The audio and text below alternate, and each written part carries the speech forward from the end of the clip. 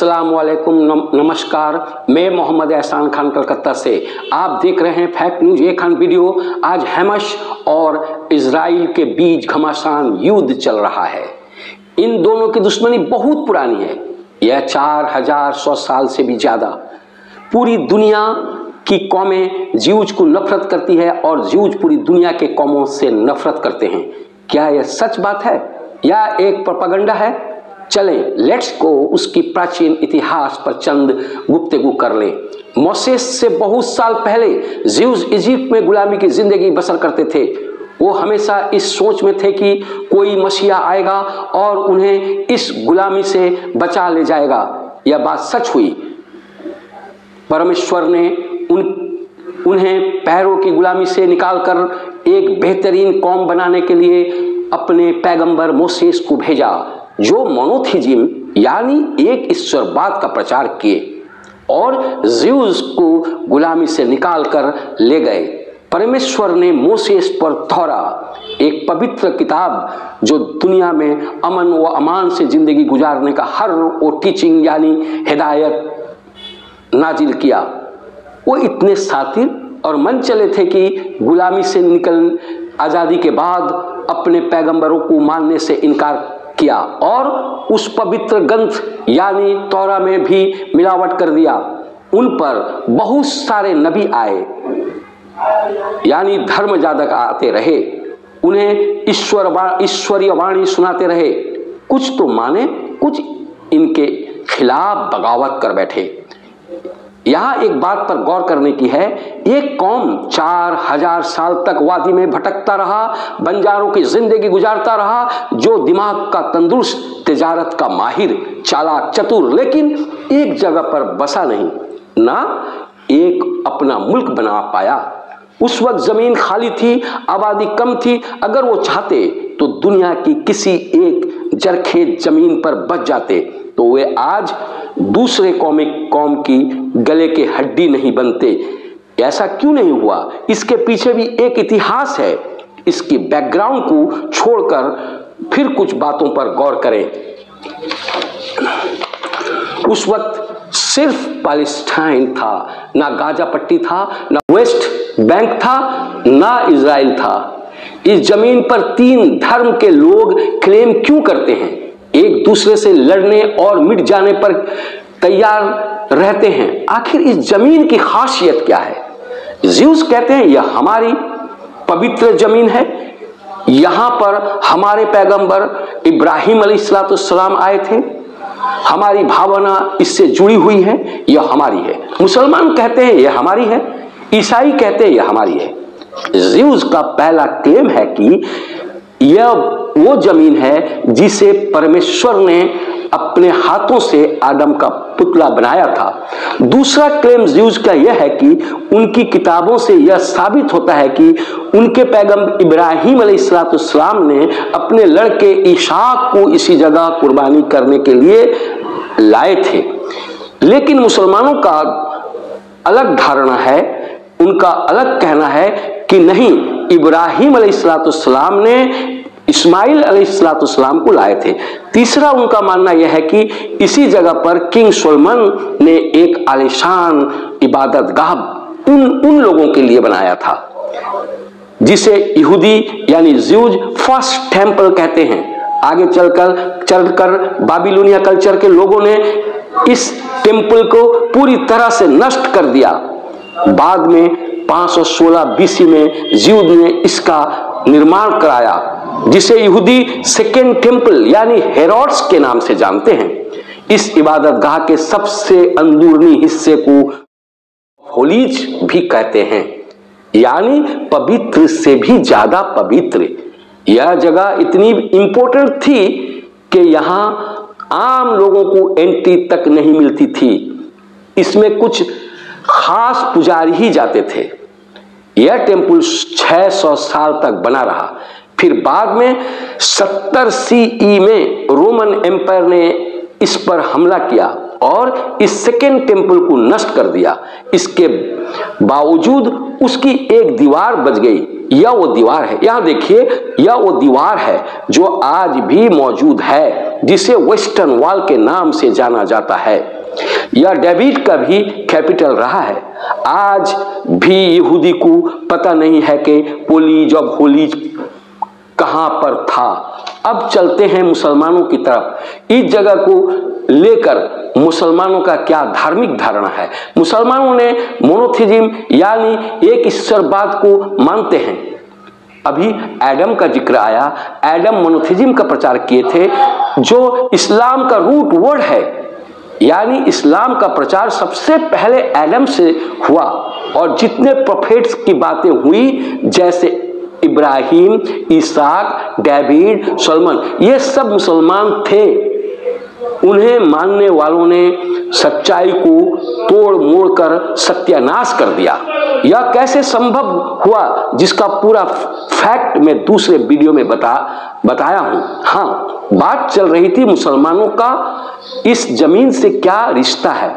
मुसलमानों का सबसे पवित्र स्थान मक्का, मदीना और अल-अक्सा माना जाता है। अल-अक्सा यरूशलेम के 35 एकड़ जमीन पर मौजूद है। इस पवित्र जगह के बारे में पवित्र कुरान ने साफ बयान किया है। एक बार परमेश्वर यानी अल्लाह ने प्रोफेट मोहम्मद सल्लल्लाहु अलैहि वसल्लम को आमंत्रित किया। उनके लिए एक तेज तर्रार जानवर बुराक भेजा। ये वाकया 621 का है। एक रात पैगंबर मोहम्मद सल्लल्लाहु अलैहि वसल्लम बुराक पर सवार होकर मक्का से यरूशलेम पर आए। इसी जगह नमाज पढ़े, फिर आसमान की और सफर शुरू कर दिया। जब 632 में प्रोफेट मोहम्मद सल्लल्लाहु अलैहि वसल्लम दुनिया से पर्दा लिए, उसके 4 साल बाद सन 636 में मुसलमानों ने यरूशलेम पर हमला कर दिया।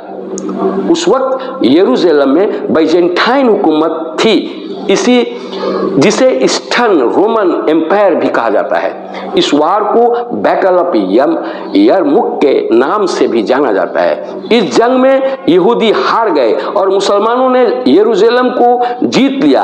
आगे चल के उमैयद खलीफा ने इस जगह पर पवित्र मस्जिद का निर्माण कराया, जिसे मुसलमानों ने अल-अक्सा नाम दिया। अल-अक्सा एक अरबिक वर्ड है जिसका माने होता है सबसे ज्यादा दूर। अल-अक्सा के सामने एक मुस्लिम इमारत है जिसका गुंबद सुनहरा है। इसी सुनहरी गुंबद वाली इमारत को द डूम ऑफ रॉक कहा जाता है।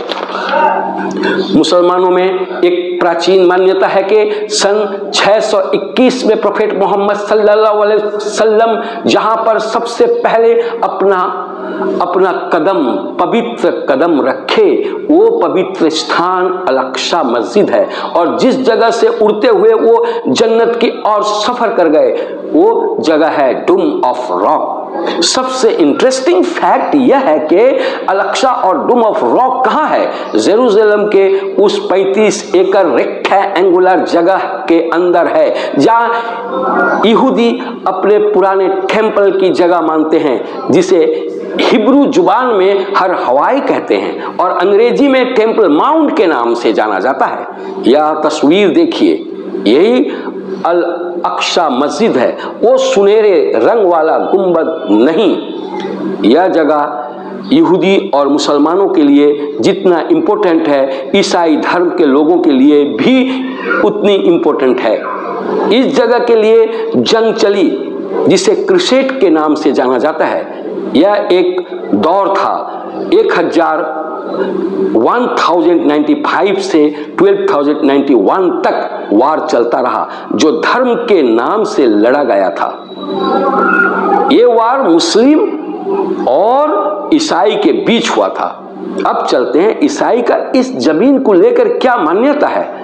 पहला, ईसाई इस जगह को पवित्र इसलिए मानते हैं कि मां मरियम ने ईसा अलैहिस्सलाम को यरूशलेम के बेतलहम में पैदा की थी, जो ईसाई के प्रोफेट माने जाते हैं। दूसरा क्लेम यह है कि ईसा मसीहा ने सबसे पहले जो धार्मिक तबलीग की थी वो इसी जगह से की थी। तीसरा क्लेम यह है कि ईसा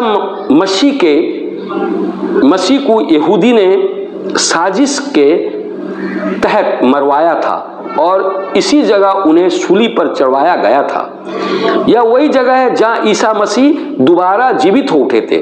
फिर उनका यकीन है कि ईसा मसीह दोबारा जीवित होकर लौट आएंगे, वो यही जगह होगी। ईसा मसीह के क्रूसिफिकेशन के बाद ईसाइयों ने हजार संख्यक यहूदियों को मारा और उन्हें खदेड़ कर निकाल दिया। इससे यहूदियों को पूरी दुनिया में नफरत से देखा जाने लगा। सन 1800 तक यहूदियों के खिलाफ जो नफरत थी, इससे उन्हें यह समझ में आ गया था कि हमें एक अलग मुल्क बनाना होगा। इसी दौरान Theodor Herzl was an Austro-Hungarian Jewish journalist and political activist ने एक जियोनिस्ट ऑर्गेनाइजेशन बनाया और ज्यूज यानी यहूदियों को पैलेस्टाइन जाने को उकसाया। वो इस कोशिश में लग गया कि ज्यूज का एक अलग स्टेट हो और उनका एक अलग आइडेंटिटी हो। सन 1870 में बहुत सारे ज्यूस ऑर्गेनाइजेशन इस आइडियोलॉजी का प्रचार करने लगे। फिर 1821 में ज्यूज पैलेस्टाइन की एरिया में घुसे और परमानेंट सेटलमेंट बनाकर रहने लगे। ज्यूज ने पैलेस्टाइन इसलिए चुना कि यह जगह उनके भावना से जुड़ी हुई थी।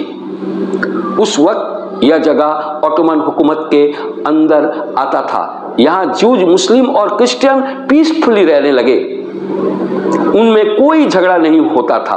अब वर्ल्ड वॉर 1 चलने लगी। ब्रिटिश, फ्रेंच और अरब रिवोल्यूशनरीज ऑटोमन एम्पायर के खिलाफ जंग लड़ रहे थे। अब ब्रिटिश ने ड्यूअल पॉलिसी शुरू किया, जैसे हिंदुस्तान में ड्यूअल पॉलिसी उसने किया था। जो अरब रिवोल्यूशनरीज थे उस पर भरोसा कर गए। अरब एक यूनिटरी कंट्री बनना चाहता था। ब्रिटेन के मैकमोहन ने हुसैन अली शरीफ को लिखा, जिसे मैकमोहन हुसैन कॉरेस्पॉन्डेंस के नाम से जाना जाता है। यह वो लेटर रहा, अगर हम मिलकर ऑटोमन एम्पायर को खत्म कर देंगे तो हम तुम्हें पैलेस्टाइन दे देंगे। झूठा वादा। इसी तरह वादा बेल्फोर डिक्लेरेशन के जरिए ज्यूस से किया गया, अगर हम ऑटोमन एम्पायर को हरा देंगे और हम जीत जाएंगे तो पैलेस्टाइन तुम्हें दे देंगे। अब मिलकर सब ने ऑटोमन एम्पायर के खिलाफ जंग लड़े। वर्ल्ड वॉर 1 खत्म होता है। मिडिल ईस्ट के एरिया को ब्रिटिश और फ्रेंच ने आधा आधा आपस में डिवाइड कर लिया। और मजे की बात यह है कि पैलेस्टाइन का पूरा एरिया ब्रिटिश अपने कब्जे में ले लिया। या दोनों हाथ मलते रह गए। अरब रेवोल्यूशनरीज और ज्यूज कुछ कर नहीं पाए। 1400 साल का ऑटोमन हुकूमत पूरा संपूर्ण विलुप्त हो गया। उसी वक्त जर्मन की पॉलिटिकल सिनेरियो में बड़ी तब्दील होती है। हिटलर को पॉलिटिकल पावर मिला। हिटलर के जरिए एक बड़ा जेनोसाइड होता है। ज्यूज अपना जान बचाकर भाग जाते हैं। लगभग 6 मिलियन मर्द, औरत और बच्चे नाजी जर्मन के जरिए मारे जाते हैं। This genocide is known as a Holocaust. Hitler के जरिए ज्यूज को खौफनाक सजा दी जाती है। कुछ ज्यूज भागकर अमेरिका चले जाते हैं, वहां उन्हें जगह मिल जाती है, और कुछ पैलेस्टाइन जाते हैं। ब्रिटिश उन्हें अंदर आने देता है, लेकिन कुछ दिनों में हजारों संख्यक ज्यूज पैलेस्टाइन में प्रवेश करते हैं। यह देखते हुए ब्रिटिश उन्हें अंदर आने पर पाबंदी आयद कर देता है। अब हालात गंभीर से गंभीर होती चली जाती है। अब ब्रिटिश हालात को देखते हुए कहता है, पैलेस्टाइन तुम एक अपना मुल्क बना लो और ज्यूज तुम अपना एक मुल्क बना लो। अब दोनों के होश उड़ जाते हैं। अब उन दोनों को मझधार में छोड़कर ब्रिटिश इसका जिम्मेदारी यूनाइटेड नेशन के हाथों में सौंपकर भाग निकलता है। 1947 अब यूएनओ मरता क्या नहीं करता, वो एक पेटिशन प्लान पेश करता है और पैलेस्टाइन को इस तरह विभाजित करता है। अरब स्टेट यानी कि एरिया को अरब स्टेट के लिए 45%, ज्यूज स्टेट के लिए 55%। यरूशलेम को अंडर इंटरनेशनल कंट्रोल में रखा जाता है। अब ज्यूज खुश हो जाते हैं क्योंकि उनके पास कोई टेरिटोरी नहीं थी। ज्यूज इस नए देश का नाम इजराइल रखते हैं। यानी इजराइल का जन्म 1948 में होता है। अरब कंट्रीज नहीं चाहते थे कि ज्यूज को कोई जगह दिया जाए क्योंकि ये सब घुसपैठिए थे, इनकी कोई जगह नहीं थी और उनकी कोई जगह नहीं होनी चाहिए। इससे इनका गुस्सा भड़क जाता है। वो इजराइल के खिलाफ जंग छेड़ देते हैं जिसे हम first Arab Israel war of 1948 के नाम से जानते हैं। 7 देश जो पहले से मौजूद थे, जिनका अस्तित्व था, वो एक छोटे से अभी अभी बना हुआ एक नया देश यानी इजराइल के खिलाफ मोर्चा खोल देते हैं, जंग का ऐलान कर देते हैं। अब इजराइल अपने अस्तित्व को बचाने के लिए, अपने आप को बचाने के लिए पूरी तैयारी के साथ इस जंग में कूद पड़ता है। 1949 में यह जंग खत्म होता है। अब इतिहास में एक नया अध्याय शुरू होता है। इजराइल बहुत सारे जगह पर कब्जा कर लेता है। गाजा स्ट्रिप इजराइल के पास चला जाता है। वेस्ट बैंक का पूरा एरिया जॉर्डन के पास चला जाता है। अब पैलेस्टाइन के वासियों के लिए कोई जगह नहीं बचता। 7,000 पैलेस्टाइनों को इस तरह अपना होम लैंड छोड़कर रिफ्यूजी बनना पड़ता है। इसे पैलेस्टाइन एक्सोडस कहते हैं। फिर एक जंग अरब और इजराइल के बीच होती है जो सिर्फ 6 दिन तक चलती है, जिसे इजराइल आसानी से जीत जाता है। अब वो गाजा स्ट्रिप को ऑक्युपाई कर लेता है, वेस्ट बैंक को ऑक्युपाई कर लेता है। सबसे बड़ी बात यह है कि इजिप्ट जो पैलेस्टाइन का हमदर्द होकर लड़ रहा था, अब उसके सर में दर्द होने लगता है क्योंकि उसके एक बड़े पेनिनसुला को इजराइल कब्जा कर लेता है। पैलेस्टाइन अपना देश चाहते थे। उनके अंदर नफरत की आग सुलगने लगी। क्यों ना सुलगे? उन्हें अपने देश में बेगाना समझा जा रहा था। बदले की भावना उनके अंदर जोश कर रहा था। वो चाहते थे इजराइल नाम की कोई देश एग्जिस्ट न करे। इस सूरत हाल में 1964 में PLO यानी पैलेस्टाइन लिबरेशन ऑर्गेनाइजेशन का कयाम किया जाता है। अब यूनाइटेड स्टेट्स ऑफ अमेरिका और इजराइल PLO को टेररिस्ट ऑर्गेनाइजेशन डिक्लेयर कर देते हैं। इनकी चालबाजी देखिए कि एक अभी बने हुए एक ऑर्गेनाइजेशन को उन लोगों ने टेररिस्ट ऑर्गेनाइजेशन का नाम दे दिया। फिर एक इंटरेस्टिंग बात सुनिए। 1979 में PLO को रिकॉग्नाइजेशन मिल जाता है। PLO was recognized by Arab League and the UN General Assembly as the representative of the Palestine। अब सुनिए, 1979 पीस टॉक कामयाब होता है। पूरे अरब देश में इजिप्ट पहला देश है जो इजराइल को रिकॉग्नाइज करता है और कहता है इजराइल एक कंट्री है क्योंकि इजिप्ट का एक बड़ा पेनिनसुला इजराइल के कब्जे में होता है। इस बात पर खुश होकर इजराइल ने इजिप्ट के उस पेनिनसुला से कब्जा हटाकर उसे इजिप्ट को लौटा देता है। इजराइल में रहने वाले लोग इसी दौरान वेस्ट बैंक पर जाकर कॉलोनी बनाकर रहने लग जाते हैं। उनका मानना है कि पूरा वेस्ट बैंक का इलाका हमारा है। उनका यह हरधर्मी यूएनओ पेटिशन प्लान के खिलाफ होता है। सन 1992 में इजराइल को एक बहुत ही अच्छा पीए मिल जाता है जिसका नाम इज़सेक रॉबिन है। वो कहता है पीएलओ एक टेररिस्ट ऑर्गेनाइजेशन नहीं है, वो अपना देश चाहते हैं, उन्हें अपना देश बनाने का पूरा अधिकार है। पहली बार इजराइल और पैलेस्टाइन आपस में बैठकर इस मसले पर गौर करते हैं। 1993 में ओस्लो अकॉर्ड होता है। उसके बाद 1994 में पैलेस्टाइन गवर्नमेंट बनती है, जिसका नाम पैलेस्टाइन नेशनल अथॉरिटी होता है। इससे दिक्कत बहुत ज्यादा होती है, क्योंकि पहले से इजराइल लोगों ने पैलेस्टाइन के बहुत जगह पर अपना परमानेंट रेसिडेंट बना लिया था और पैलेस्टाइन बहुत कम जगह पर थे।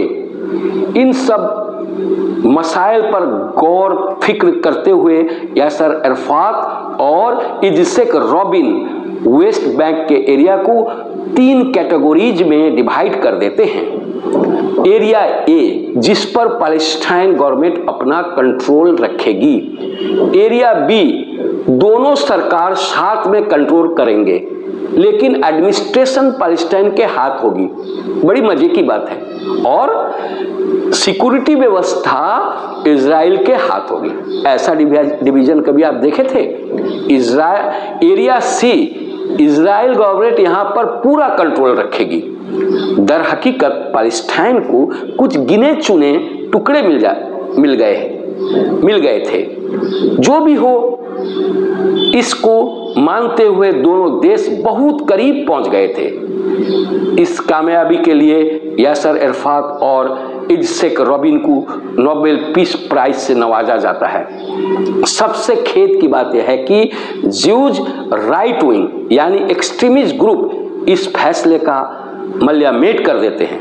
वो अपने ही पीएम इज़सेक रॉबिन को मार देते हैं। वो कहते हैं यह हमारी जमीन है, हम इस जमीन का एक टुकड़ा भी किसी के साथ साझा नहीं करेंगे। अब इस हादसे से के बाद इस्लामिक कट्टरवादी लोग सामने आते हैं और हैमस बनाते हैं। वो कहते हैं पीएलओ तो कुछ ज्यादा सेकुलर बन रहा है, हम अपने नक्शे से इजराइल को मिटाना चाहते हैं। अब सुसाइड बम और कुछ छूट-फूट हमले होने लगते हैं।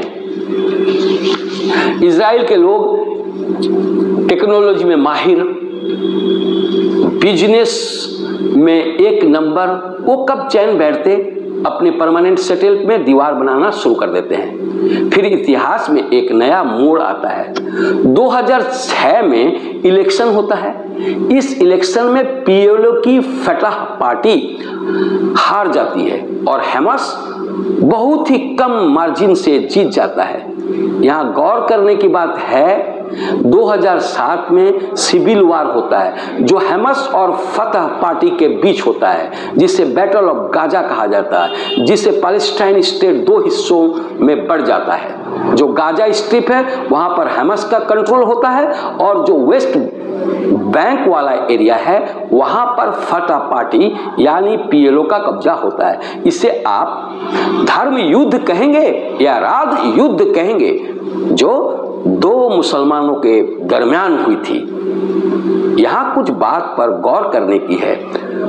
दुश्मनों से घिरा एक छोटा से देश पूरी दुनिया को आंख दिखा रहा है। उसकी तालीम, टेक्नोलॉजी, बिजनेस से वो पूरी दुनिया को लोहा मनवा रहा है। इस पर मैंने वीडियो हिंदी, इंग्लिश और उड़िया में बनाई है।